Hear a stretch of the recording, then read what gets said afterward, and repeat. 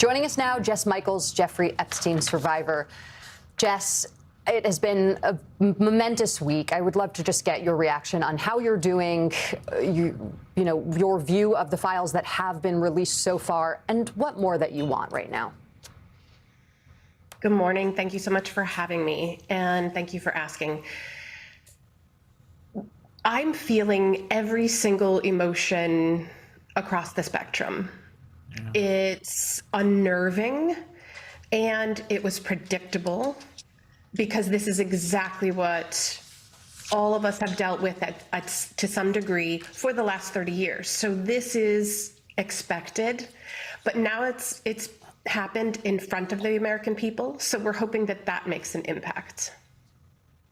Jess, we've had you on a few times on this show, and we thank you for your time. And one of the other times that we had you on, you said that, because we're always wondering if these conversations are re-traumatizing. And what I think, and correct me if I'm wrong, the last time we had you on, you said what is re-traumatizing is no accountability and nothing, you guys not getting justice for what was done to you, many as children. And I'm curious, when you think of this week, when you think of and you hear Todd Blanche saying that this is going to go on a rolling basis, which was, like you said, predictable.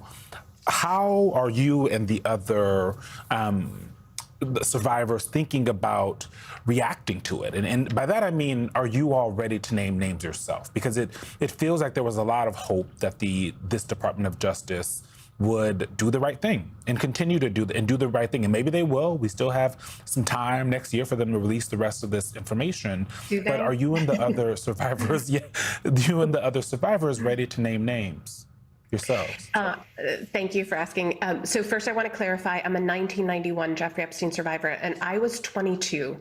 Jeffrey Epstein abused young women and children, and I think that's a really important point to make, because there are many young women, and it was under a certain age, and it was because we looked like teens. Right. That's a very important point.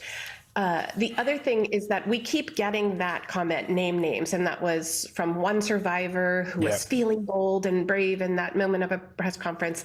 But what we're seeing right now after an act of Congress is no justice. The law said 11:59 p.m. on Friday, December 19th.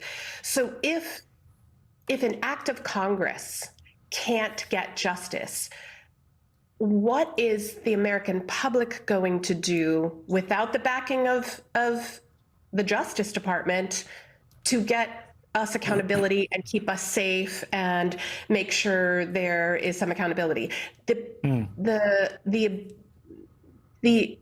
Right now, what we know is what's missing.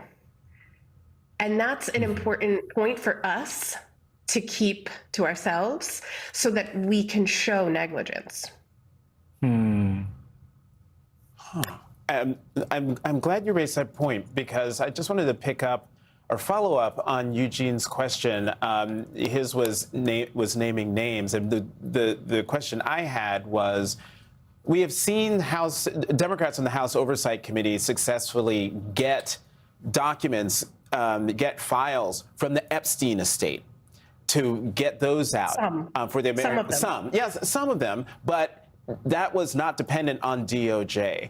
And I'm just wondering, at what point would you and other survivors, knowing where the holes are and what is being released, will there ever come a point where you would decide, I have something in my possession that I know DOJ has or should have, and it hasn't been released, so I'm going to release it as part of an effort to get the justice that you rightly say you're being denied?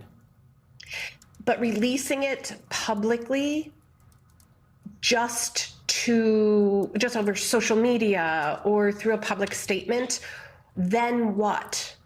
Then what? Right. Yeah. Right. What is your hope then? I guess what does justice look like for all of you? At this point, because Jeffrey Epstein's dead. Ghislaine Maxwell is in the Club Fed enjoying herself in behind bars. What does justice look like for you all?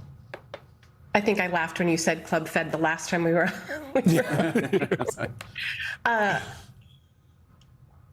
We need a safe place for us to be able to reveal information that we know we have that's missing. Right now, we're all speaking to our lawyers, sharing it with our lawyers, giving them the lists of things that should be found. And I think that's something that maybe this Department of Justice doesn't remember, but we have attorneys. Those attorneys have all of the information. That is a great point.